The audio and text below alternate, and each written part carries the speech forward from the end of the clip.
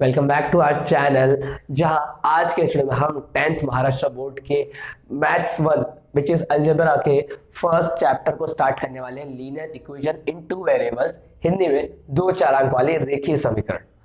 जहां linear equations के 5 exercise होने वाले हैं। इन 5 एक्सरसाइज में डिफरेंट डिफरेंट टाइप के सम्स होंगे। सिंपल है, टू वेरिएबल्स पूरे एक्सरसाइज में बस आपको टू वेरिएबल्स को ही फाइंड करना है। टू वेरिएबल्स कौन से होंगे? मोस्टली एक्स और वाई। ये दो ऐसे वेरिएबल्स हैं जिनका पूरे मैथ्स में एक बहुत ही इंपॉर्टेंट रोल होता है। इन्हें ही हमें अलग अलग वे से इस पूरे चैप्टर में फाइंड करना होगा। पहला वाला एक्सरसाइज जो 1.1 है, इसमें नॉर्मल जो आज तक हम सॉल्व करते आए थे, हमें दो इक्वेशन दिए होंगे, उन्हें इक्वल करके साइमल्टेनियसली प्लस माइनस के जरिए सॉल्व करना होगा। दूसरे में हम ग्राफ के जरिए एक्स और वाई की वैल्यू फाइंड करेंगे। और तीसरे एक्सरसाइज में क्रैमर्स रूल हम अप्लाई करेंगे, जिसमें डी एक्स और डी वाई ऐसे सब चीजों का वैल्यू फाइंड करके हमें फॉर्मूला पुट करके एक्स और वाई की वैल्यू निकालेंगे। ये हम इस एक्सरसाइज को जब एक्सप्लेन करूंगा तो और डिटेल में हम लोग इसे समझेंगे। इसके बाद जो 1.4 है, इसमें सब्स्टिट्यूशन मेथड यूज होगा, जहां पे हम किसी और वेरिएबल से कुछ और क्वेश्चंस के लिए एक्स और वाई की जगह पे कुछ और पुट करेंगे। ये सब भी हम क्वेश्चन में सॉल्व करेंगे, बट ये भी नॉर्मल क्वेश्चन है, बस एक सब्स्टिट्यूशन मेथड ऐड हो जाएगा। इसके बाद जो 5th एक्सरसाइज है, इसका 4 मार्क्स का एक कंपलसरी क्वेश्चन बोर्ड्स में आता है। इसका मार्क्स वेटेज बहुत हाई है। इसमें कुछ नहीं है, आपको बस थोड़ा सा लॉजिकल होके आपको खुद से इक्वेशन बनाना है, फिर आप इक्वेशंस को साइमल्टेनियसली प्लस या माइनस के हिसाब से सॉल्व कर सकते हैं। ये हुई एक पूरी चैप्टर की समरी। अब जो लीनियर इक्वेशंस है, इसका एक आइडल फॉर्म होता है। वो आइडल फॉर्म क्या होता है? ax plus by plus c is equal to 0, where a and b is not equal to 0।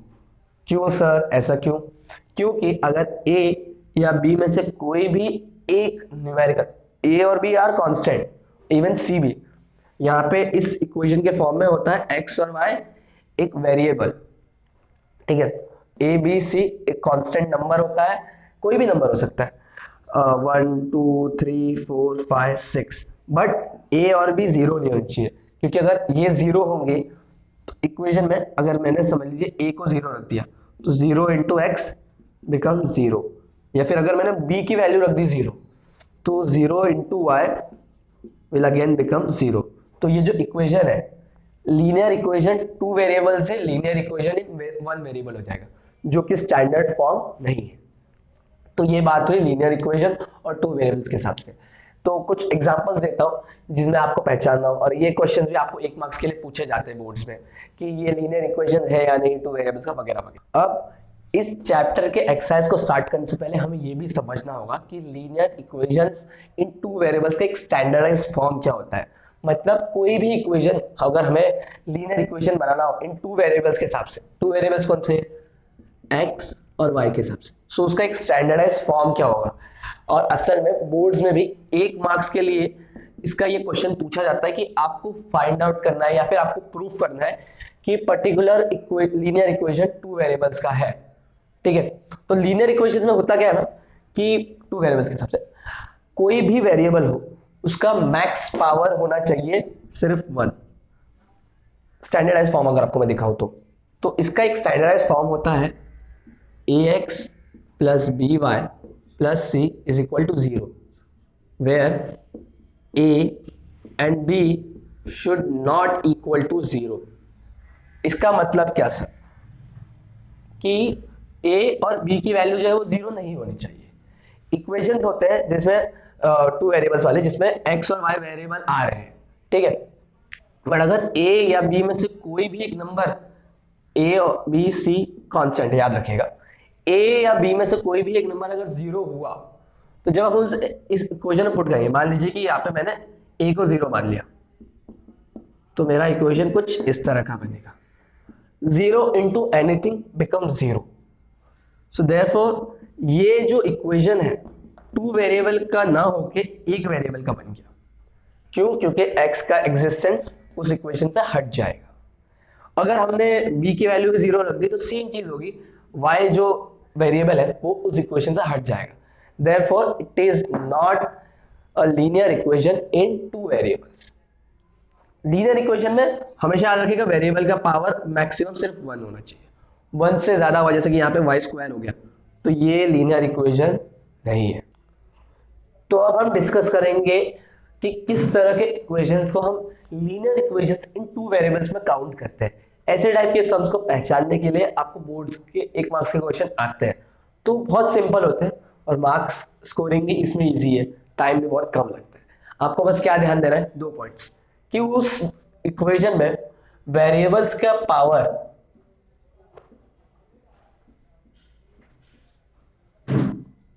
Max 1 होना चाहिए।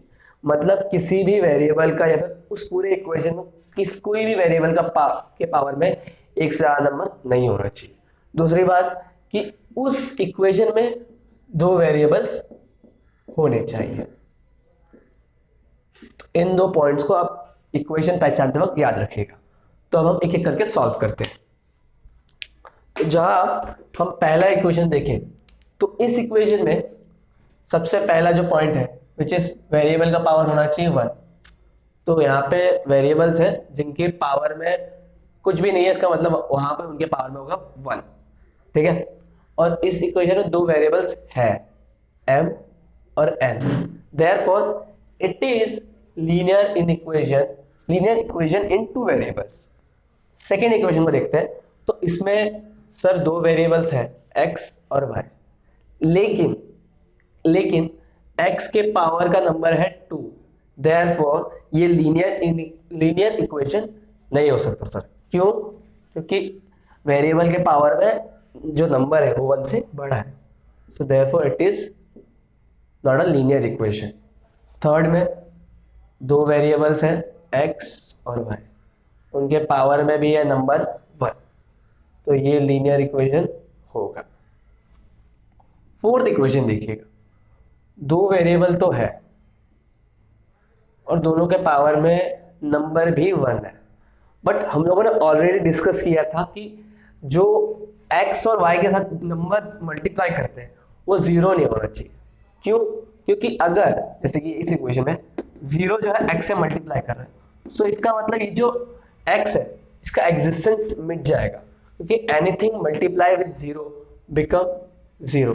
तो ये जो इक्वेशन है ये 2 वेरिएबल नहीं, ये 1 वेरिएबल वाला इक्वेशन बन जाएगा, क्योंकि इसे आप जब आगे सॉल्व करें तो आपको जो इक्वेशन है वो कुछ इस तरह का मिलेगा, ठीक है। तो therefore it is not a linear equation. Standardise form मैंने ऑलरेडी डिस्कस किया है, ax plus by plus c is equal to 0, ये इसका स्टैंडर्डाइज फॉर्म है। फिफ्थ जो इक्वेशन है उसमें 4 जो है यानी कि कह सकते हो एक तरह से c वो इक्वल के उस तरफ है, मैं उसे इक्वल के इस तरफ ला सकता हूँ, वो मेरा कोई प्रॉब्लम नहीं है। मुझे यहाँ पे 2 वेरिएबल्स भी मिल चुके हैं, बट ये 2 वेरिएबल्स फ्रैक्शन के फॉर्म है, मतलब डिनोमिनेटर में, इन्हें मुझे न्यूमरेटर में सेट करना पड़ेगा। इस इक्वेशन को थोड़ा फर्दर सॉल्व करना पड़ेगा। तो कोई भी वेरिएबल जब डिनोमिनेटर में होता है उसे जब हम न्यूमरेटर में सेट करते हैं ना तो उसके पावर का नंबर माइनस में कन्वर्ट हो जाता है या फिर चेंज हो जाता है। जैसे यहाँ पे हम इससे लिख सकते हैं 4 into 1/x plus 5 into 1/y is equal to 4, ठीक है। मैं इस x को डिनोमिनेटर से न्यूमरेटर में अगर लाऊं तो इसका पावर हो जाएगा -1 और y का भी -1। मुझे चाहिए था कि वेरिएबल्स के पावर का नंबर हो 1, बट ये है -1, therefore it is not a linear equation.